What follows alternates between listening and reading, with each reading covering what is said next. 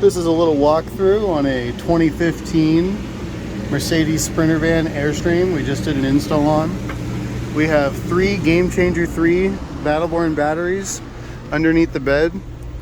We have 2 of them here, and we have 1 of them there. Our inverter is right here with one of our custom mounts, which allows us to mount it on the floor. It's a 3,000 watt inverter powering the entire coach.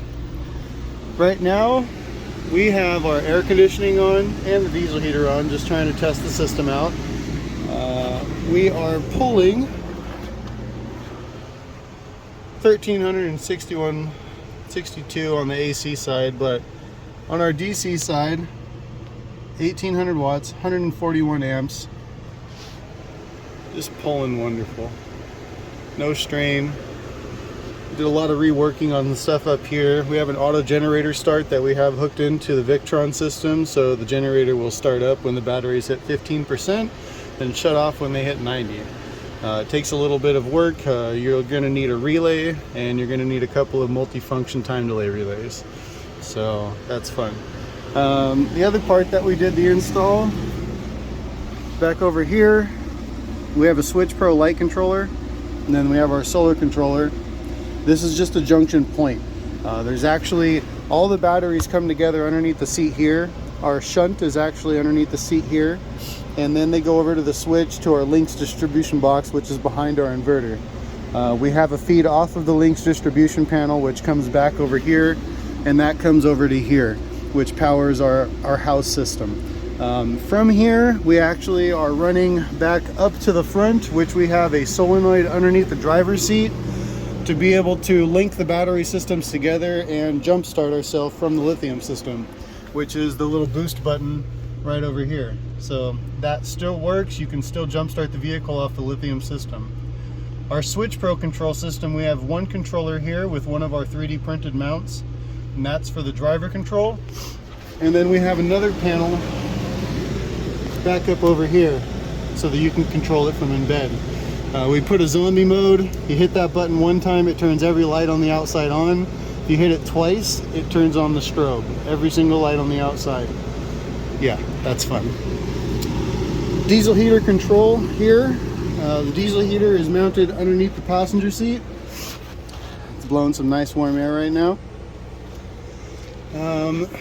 Now we're going to go ahead and start it up, and you're going to see the alternator kick in with the wakespeed charge regulator and the dual alternator from Nations. Now it takes about 30 seconds or so before it starts really kicking in, but go ahead and watch the amperage.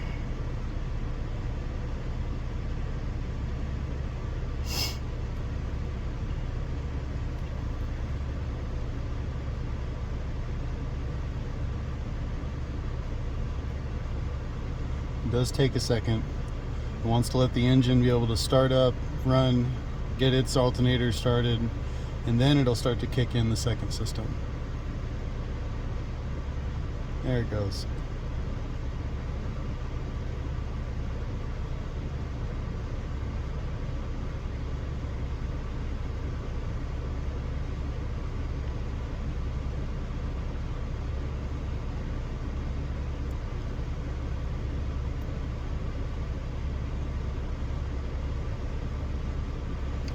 Now we are into a positive state.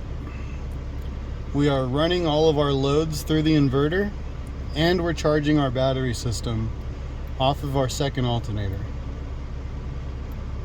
And this is at idle. Go ahead and bring it up to 1800.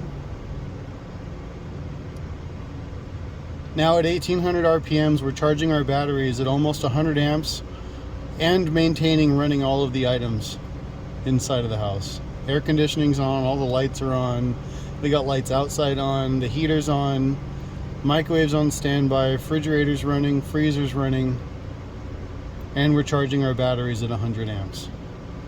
Alright, go ahead and shut it off.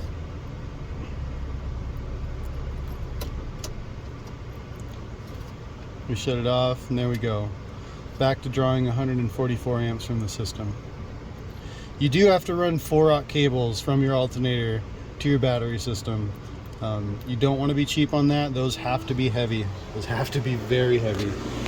We ended up mounting our wakespeed controller in this cabinet down here.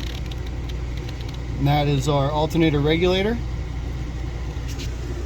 You can kind of see some of our install underneath the seat over here.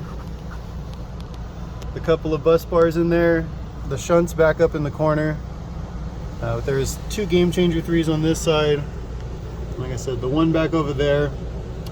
There's still a possibility that we may add 2 more of them underneath here, just to give a little extra power. Why not? We'll take you outside to get another angle of the inverter here. Go ahead and hit zombie mode.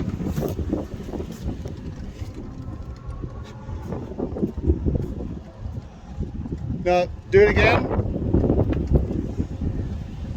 There you go. The 2 side lights were on, so they had to get turned off first. So we got 3 scene lights. Oh, this door is supposed to be in the locked position right there. 3 scene lights on each side. We got flush mounts in the bumper. 3 more scene lights on this side. We got a light bar on the roof. Ditch lights. Fog lights in the grill. Then coming back over here, we'll show you the inverter. This is our inverter stand. Mounts the multiplus 3000 on the floor. This customer wanted to maintain all of his space in between so that he can keep the pass through. So we did that. Here's a better shot. You can kind of see the bus bars back there. Got a lot of cabling running up and over here. Made sure to keep it out of the pinch points for where the bed folds in and out. Master switch up here. And our Lynx distribution panel is right back here. There is enough room to be able to access it, remove that, and service the fuses if needed.